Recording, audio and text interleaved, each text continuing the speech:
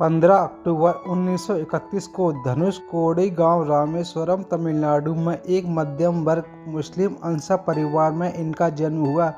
इनके पिता जैनुलाब्दीन ना तो ज़्यादा पढ़े लिखे थे, ना ही पैसे वाले थे। इनके पिता मछुआरों को नाव किराए पर दिया करते थे। अब्दुल कलाम संयुक्त परिवार में रहते थे। परिवार की सदस्य संख्या का अनुमान इस बात से लगाया जा सकता है कि यह स्वयं 5 भाई एवं 5 बहन थे और घर में 3 परिवार रहा करते थे। अब्दुल कलाम के जीवन पर इनके पिता का बहुत प्रभाव रहा। वे भले ही पढ़े लिखे नहीं थे, लेकिन उनकी लगन और उनके दिए संस्कार अब्दुल कलाम के बहुत काम आए। उनके परिवार की आर्थिक स्थिति ठीक नहीं थी, इसलिए उन्हें छोटी उम्र से ही काम करना पड़ा। अपने पिता की आर्थिक मदद के लिए बालक कलाम स्कूल के बाद समाचार पत्र वितरक का कार्य करते थे। अपने स्कूल के दिनों में कलाम पढ़ाई लिखाई में सामान्य थे, पर नई चीज़ सीखने के लिए हमेशा तत्पर और तैयार रहते थे।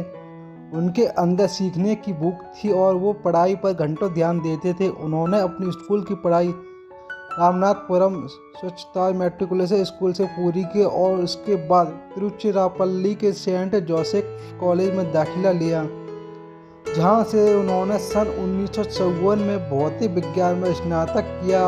उसके बाद 1955 में वो मद्रास चले गए, जहाँ उन्होंने एरोस्पेस इंजीनियर की शिक्षा ग्रहण की।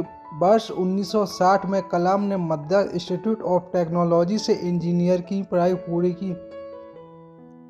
मद्रास इंस्टीट्यूट ऑफ टेक्नोलॉजी से इंजीनियरिंग की पढ़ाई पूरी करने के बाद कलाम ने रक्षा अनुसंधान और विकास संगठन DRDO में वैज्ञानिक के तौर पर भर्ती हुए।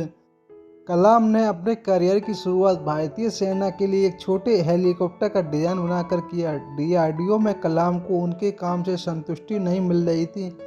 कलाम पंडित जवाहरलाल नेहरू द्वारा गठित Indian national committee for space research के सदस्य भी थे। इस दौरान उन्हें प्रसिद्ध अंतरिक्ष वैज्ञानिक विक्रम साराभाई के साथ कार्य करने का अवसर मिला। कलाम अपने व्यक्तिगत जीवन में पूरी तरह अनुशासन का पालन करने वालों में से थे।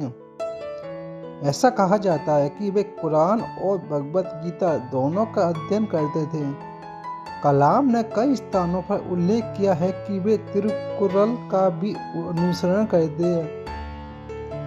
उनके भाषणों में कम से कम एक कुरल का उल्लेख अवश्य रहता है। 1997 में कलाम साहब को भारत का सर्वोच्च नागरिक सम्मान भारत रत्न प्रदान किया गया, जो उनके वैज्ञानिक अनुसंधानों और भारत में तकनीकी के विकास में अभूतपूर्व योगदान हेतु दिया गया था। 70 और 80 के दशक में अपने कार्य और सफलताओं से डॉक्टर कलाम भारत में बहुत प्रसिद्ध हो गए और देश के सबसे बड़े वैज्ञानिकों में उनका नाम गिना जाने लगा। उनकी ख्याति इतनी बढ़ गई थी कि तत्कालीन प्रधानमंत्री इंदिरा गांधी ने अपने कैबिनेट की मंजूरी के बिना ही उन्हें कुछ गुप्त परियोजनाओं पर कार्य करने की अनुमति दी थी। वर्ष 2005 में स्विट्जरलैंड की सरकार ने कलाम के स्विट्जरलैंड आगमन के उपलक्ष्य में 26 मई को विज्ञान दिवस घोषित किया। देश के युवाओं में उनकी लोकप्रियता को देखते हुए उन्हें 2 बार 2003 एवं 2004 MTV youth icon of the year award के लिए मनोनीत भी किया गया था। वर्ष 2011 में प्रदर्शित हुई हिंदी फिल्म आई एम कलाम उनके जीवन से प्रभावित है। शिक्षण के अलावा डॉक्टर कलाम ने कई पुस्तकें भी लिखी है, जिनमें प्रमुख है India 2020, a vision for the new year millennium, wings of the fire and autobiography, ignited minds, unleashing the power with in India, mission India आदि। भारत सरकार द्वारा उन्हें 1981 में पद्म भूषण और 1990 में पद्म विभूषण का सम्मान प्रदान किया गया, जो उनके द्वारा इसरो और DRDO में कार्यों के दौरान वैज्ञानिक उपलब्धियों के लिए तथा भारत सरकार के वैज्ञानिक सलाहकार के रूप में कार्य हेतु प्रदान किया गया था।